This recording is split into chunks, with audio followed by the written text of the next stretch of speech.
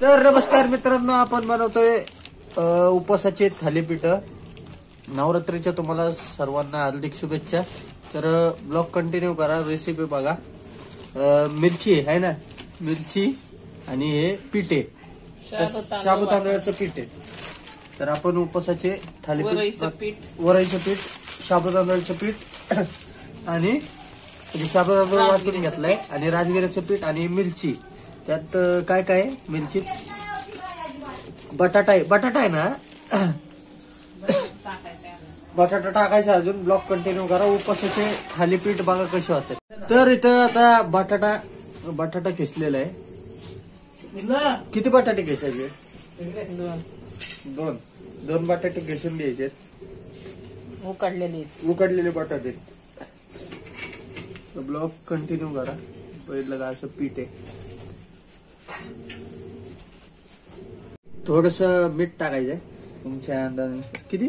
चवीनुसार मीठ. तुमच्या चवीनुसार मीठ टाकायचे, जेवढं लागतं तेवढं. तुम्ही जेवढ्या लोकांचं बनवणार तेवढ्या अंदाजानुसार. आणि मस्तपैकी आता मळून घ्यायचंय.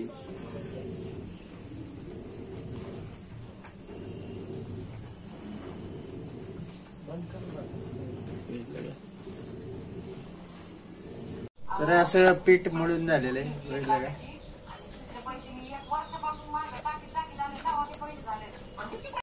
तर अशा पद्धतीने आपण चपातीला जसा गोळा करतो तसं मळून घ्यायचंय पीठ.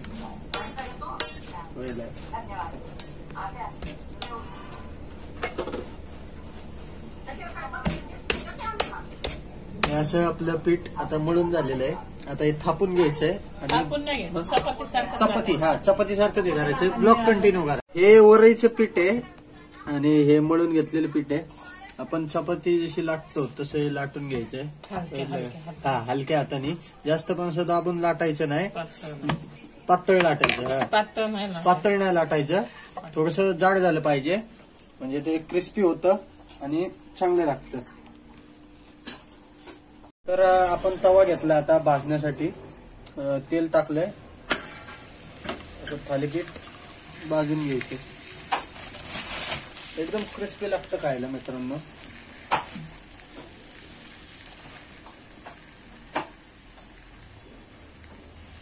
आता ह्या पिठात किती होतील? 8-10 होते. 10 मस्त पैकी असं भाजून घ्यायचे एका साईडने. आता तुम्ही जास्त क्रिस्पी करायचं असेल क्रिस्पी पण करू शकता तुम्ही.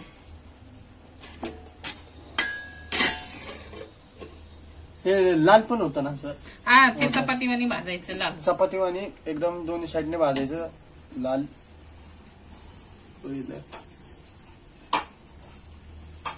आता हे दुसरं बनवून घ्यायचं.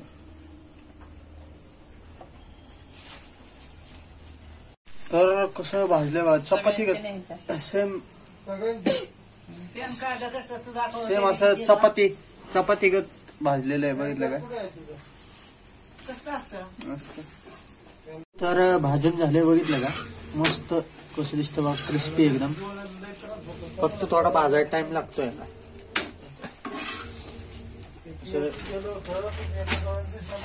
रेडी आपले उपवासाचे थालीपीठ. मित्रांनो, उपवासाचे थालीपीठ केले, खायला या. कसे वाटले ते सांगा.